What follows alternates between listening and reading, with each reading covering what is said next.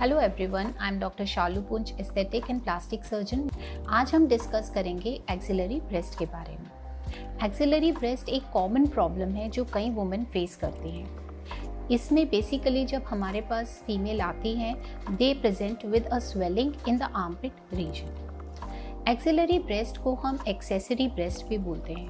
Accessory breast meaning presence of normal breast tissue in abnormal location.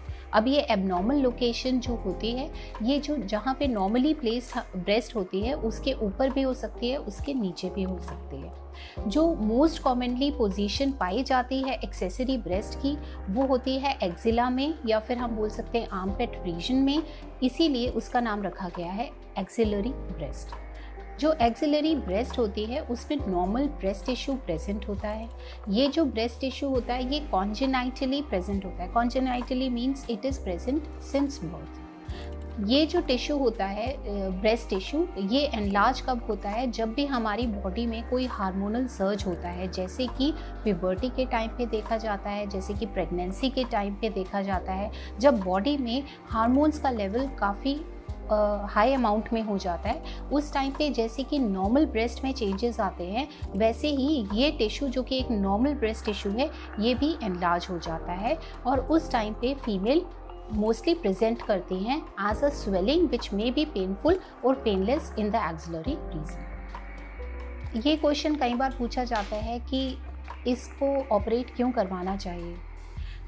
इसके 4 main कारण हैं जिसकी वजह से हमें इसे ऑपरेट करवाना चाहिए, जिसमें सबसे मेजर जो कारण है वो है कॉस्मेटिक रीज़न। जो मोस्टली हमारे पास फीमेल्स आती हैं, उनका ये वजह रहती है कि उनको जो विदाउट स्लीव्स जो ड्रेसेस हैं वो पहनने में प्रॉब्लम आती है, क्योंकि ये एक आर्मपिट एरिया में बल्ज की तरह प्रोजेक्ट करता है, जो कि अच्छा नहीं लगता है।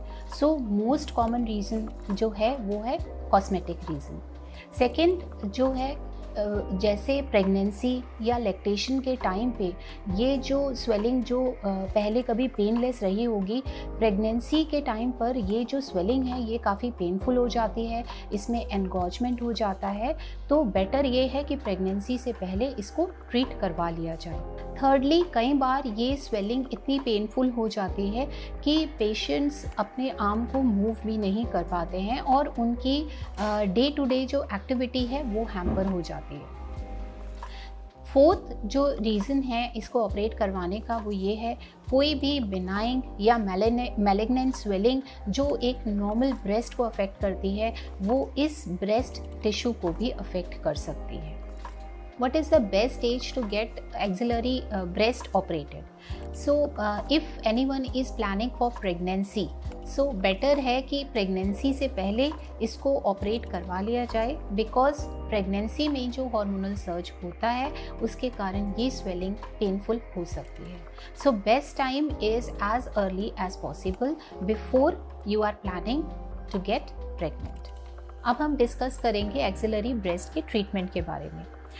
किसी भी मेडिसिन से हम एक्सिलरी ब्रेस्ट को ट्रीट नहीं कर सकते हैं। इसका एक ही सॉल्यूशन है, एक ही इलाज है, वो है सर्जरी। तो एक्सिलरी ब्रेस्ट के लिए जो हम सर्जरी करते हैं वो 2 तरीके से कर सकते हैं। एक है लाइपोसक्शन ओनली, एक है एक्सेशन और एक है लाइपोसक्शन विद एक्सेशन।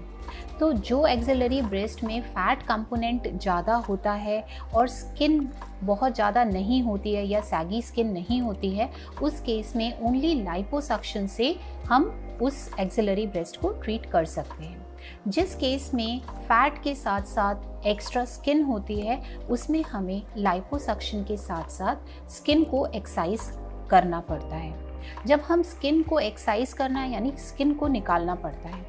जब हम स्किन को निकालते हैं तो वहाँ पर एक हल्की सी एक लाइन आती है जो कि एक हिडन एरिया में दी जाती है, जो कि विजिबल नहीं होती है।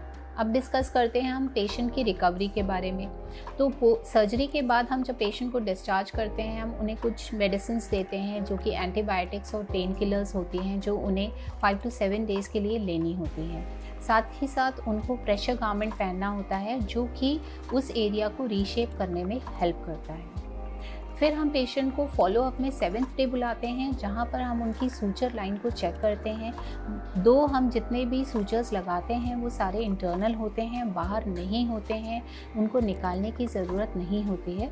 बट जब 7 डे हमारे पास पेशेंट आता है तब हम उसको फॉलो अप में उनको फर्दर केयर बताते हैं कि किस तरीके से इस एरिया में आपको फर्दर क्रीम्स लगा के हम स्कार को और हिडन कर सकते हैं। आई होप इस वीडियो से जो भी एक्सिलरी ब्रेस्ट के लिए आपकी क्वेरीज़ थी वो सॉल्व हो गई होंगी। अगर आपकी कुछ और क्वेरीज़ हैं तो आप हमारे कमेंट बॉक्स में कमेंट कर सकते हैं या हमारे क्लिनिक में हमसे कांटेक्ट कर सकते हैं। अगर आप और प्लास्टिक सर्जरी रिलेटेड कुछ जानकारी चाहते हैं, वीडियोस को देखना चाहते हैं, तो आप हमारे चैनल को सब्सक्राइब कर सकते हैं। Thank you.